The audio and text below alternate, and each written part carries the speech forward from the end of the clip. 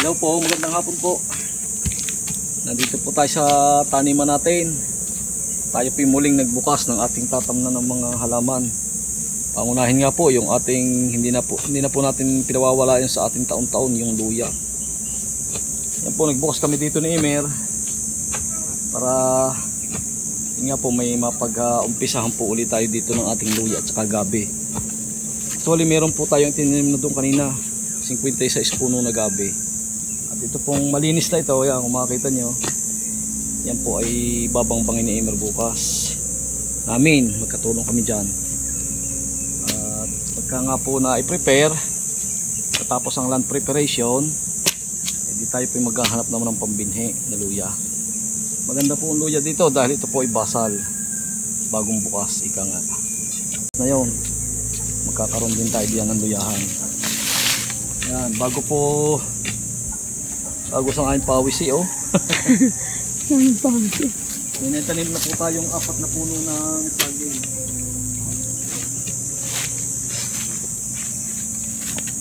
Saging, pagkadating po natin kanina yan. 1, 2, 3, 4 na puno po yan. Ano saging yan? Yung saging na berde.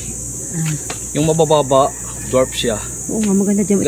Ganito lang siya kataas, pero siya ay nabuwig na. Kaya pagka hinarvest mo siya, hindi ka na gagamit ng lawis or panungkit para lang siya makuha dahil siya ay dwarf. Ito pa, paano saging ito? Yan. Ito naman latundan. Ililipat din natin yan, pangit oh. Latundan? Hindi maganda ang pagkatanim.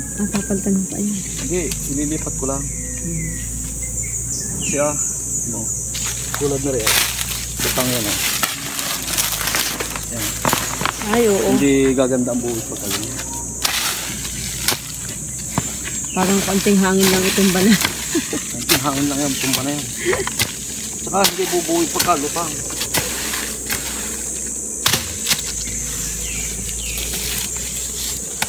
Ito na rin natin itatanim. Para siya ay ano, pagagandahin lang natin.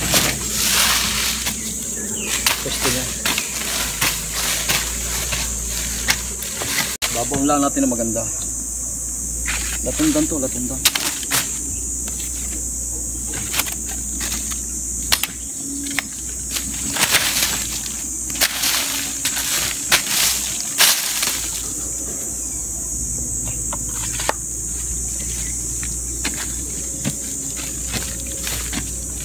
Yan, may suloy na eh.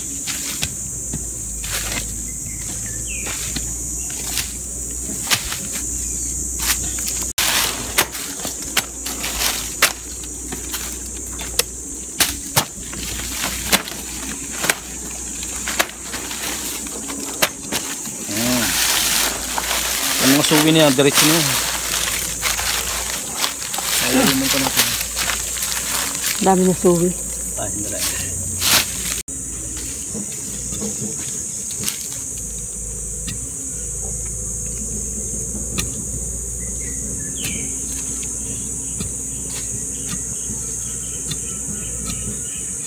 Yun po ang dahilan kung bakit nga po natin inalis ang mahogany. Kasi po pag mahogany nakatanim, siya na lang po talaga yung pusakuan ay nag-iisang tanim.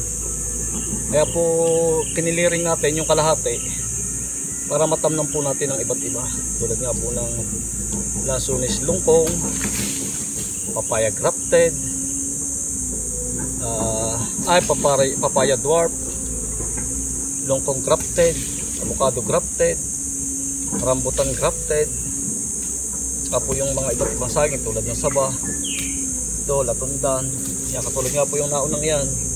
Yan po yung berde, kung tawagin po sa Batangas, bungulan. Ibig sabihin, bukod sa maraming maitatanim, maraming magiging income. Kaya nakaisip tayo na intercropping ng iba't ibang halaman.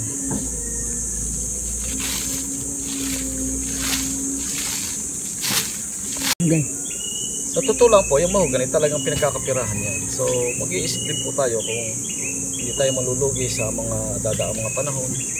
Kasi mahalaga po isang taon sa halaman. Lalo't higit yung mga paskrab, yan katulad nga po ng mga gulay-gulay. Pwede po tayo magtanim dito ng mga leafy vegetable pagka po ganyan hawang. At hindi naman po mawawala yung mga kahoy kasi magdadagdag nga po tayo ng mga longkong grafted, avocado, rambutan at marami pa pong iba. Yung mga mangga na katimon or ano, mama sweet katimon at saka ano, Golden sweet. golden sweet, golden queen. Golden queen nga pala. Sorry. Ganda yun. Golden queen na mangga. Malaki daw yun pa. 3 years yun, bumunga na yun. Malaking mangga ano? Mga latest variety ng mangga. Yan, tatanin na natin to.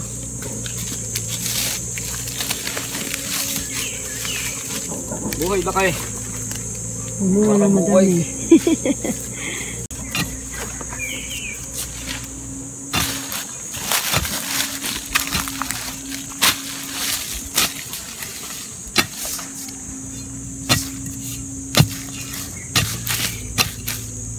Ganyan po ang tamang pagtatanim ng saging. Maluwang siya.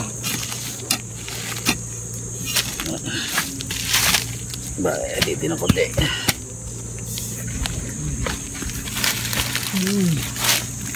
Kanina parang matutumba lang ng kaunti lang sipa ng hangin itumba na.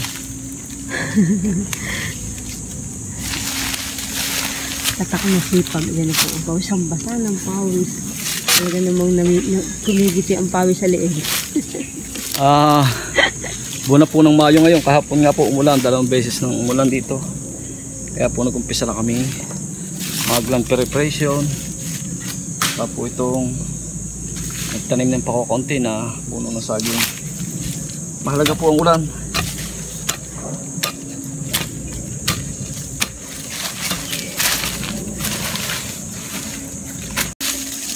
Mora, ang ganda ng buwan. Yan, ang ganda. Okay na. Pa, tingnan natin. Ha? Okay. Yan, 5 puno ng saging agad. Yan ang isa. Yan o. Yan. Pinutol ko lang para ganda magsusuloy. Teknik yan para maganda suloy ng ating saging. Pinuputol. Napakaganda ng lugar.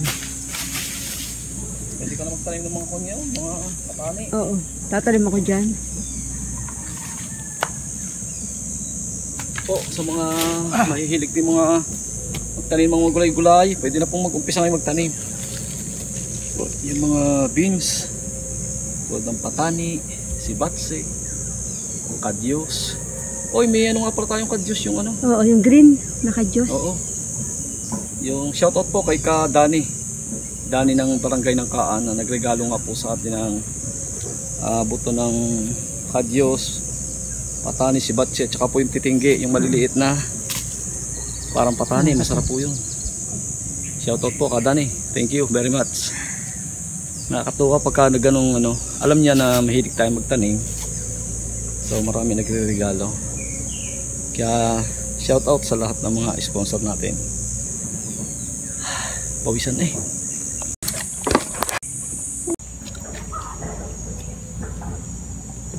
Merienda po. Merienda bukid, sagimes at kape. Kala bigla mahangin ano, nahangin na. Maluwang na nalinisan.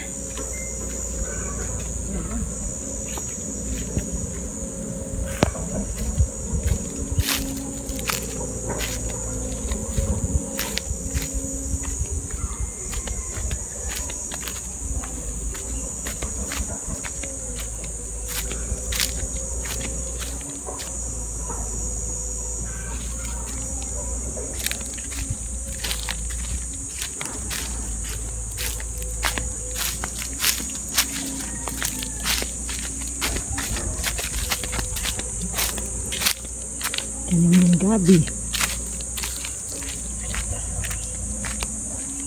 Mga gabi naman tinanim dito. Gabi San Fernando. Malinis na. Maluang-luang na nalinisan. Ang ganda. Ano po ang nalinisan? Tatamnan daw po ng luya ni biyahero. Yan po ay ilang araw niya nilinis. Halos 3 araw siyang laging andito tuwing hapon. Pag malamig na ang panahon. Ayun siya.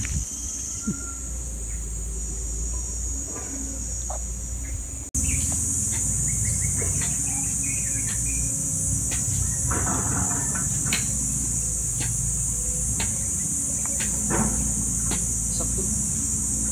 Himay. Kulang din ang pa. Testing daw po, testing. Magasok ang lupa. Sarap gamitin ng asawa mo ko. Sino ka yan? Okay.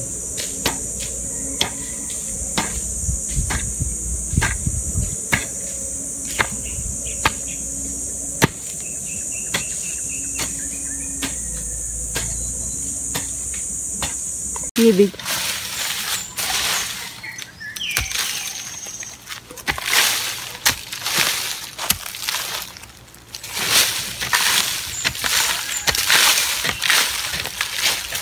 Atam naman ang gabi. Tinatawag.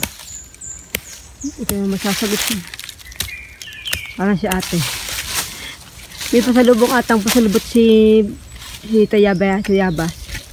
Di ka ang pasalubot eh yung patabol. Oo, bakit? Si ate inatawag.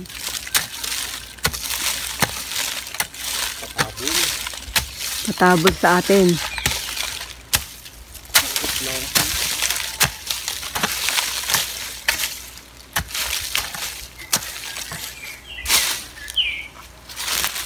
Ang daming itatanim dito.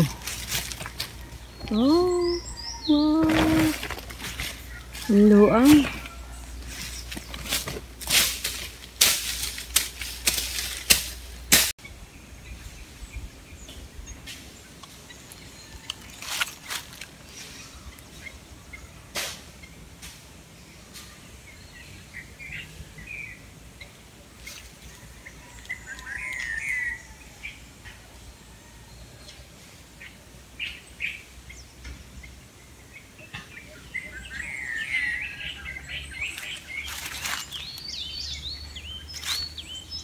Kalsada.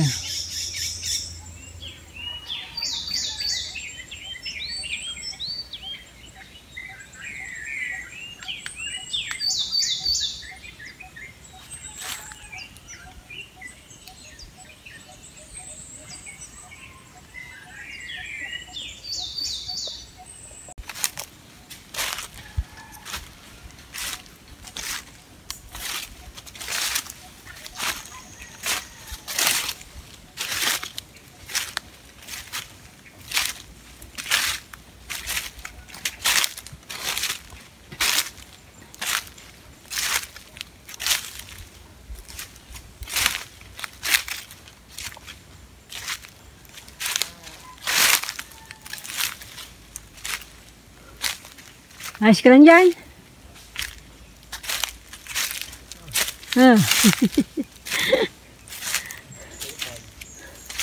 Utay-utay.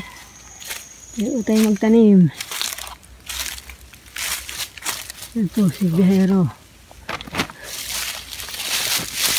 Wow, sayang space eh. Tanim ng gabi. Sayang daw po ang space at panahon.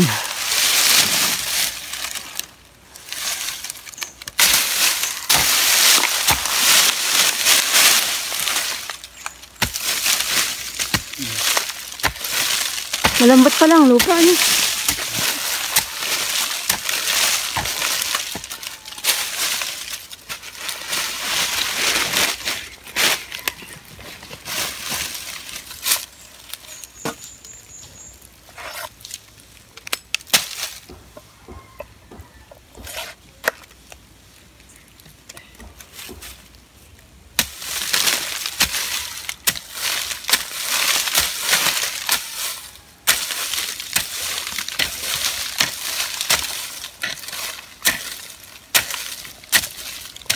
Yan, ito po ang second part na tatamnan natin ng luya.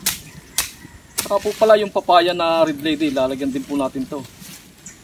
Napakaganda po at nahawan. Basta, ang kulang lang po yung budget. Marami pong plano, pero yan po yung pagsusumikapan natin mapuno ang ng halaman tao. Makikita nyo po sa mga darating na araw ay puno po ng halaman tao.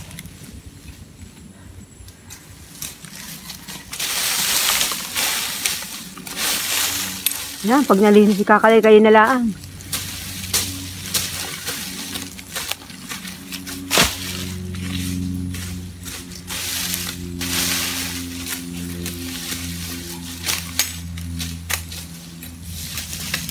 Luang pa.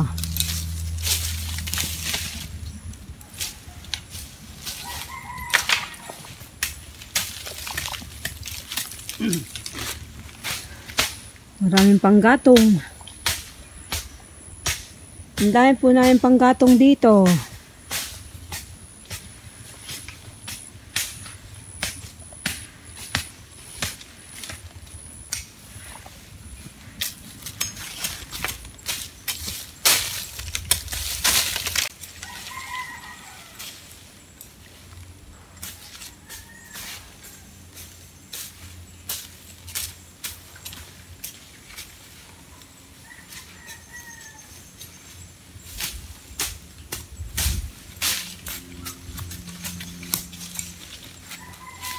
Ang laki na ng puno ng anahaw na are.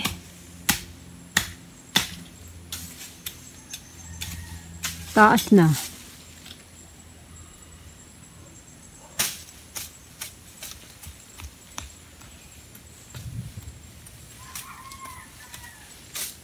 Ay, di umano ardo ang patutuhan ko pag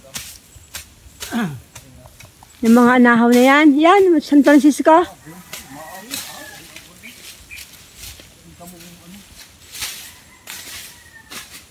San Francisco.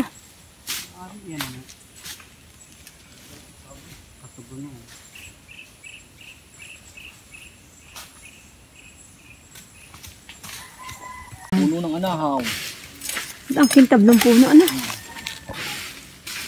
Napunga daw ito eh. Meron nakakain nga ang bunga nito? Anahaw? Ubod. Eh, naubod ka rin ta. Masarap ang ubod niya. Anong bunga niyan? Para din yung kuwan. Wag, nakakita naman ang bunga nito. Para yung minamatang isda eh. Basta ang alam ko lang dito, ay ginagawang ano, Bule. ang pambubong sa kubo, ang dahon niyan.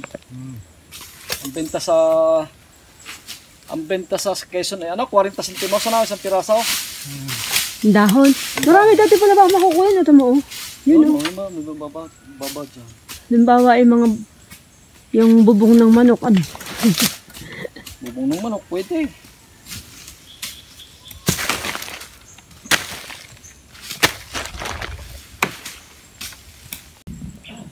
Yan po, tigil na po kami. Pasado alas 4 na po ng hapon, ay bukas po uli. Ika nga po yung ngayon pala nag-umpisa ng paglaland preparation. Marami pa po ang mga susunod na gagawin natin dito. Ang huling gagawin po natin dito ay yung pagtatanim ng mga fruit bearing trees. Yan po ang panghuhuli natin. Kasi kailangan po dyan talagang rainy season. Para pumapasag man yung pilon, hindi siya mamamatay yung puno niya. Para siguradong mabubuhay pagka ang lupa ay basang-basa na. So ito naman mga root crops, ang gusto niyang ipagka tinatanim natin ay medyo dry pa ang lupa. Kaya timing. Kaya nagkukulog na uli. Sigurado na may parating na uling ulan. Sana yung ulan uli. Para yung ating mga itatanim na root crops ay talagang maging successful sa mga darating na panahon at mahaharbisan natin maganda. So yun po, hanggang dito na lang po ating video. Maraming po salamat. God bless po at ingat po tayo lagi.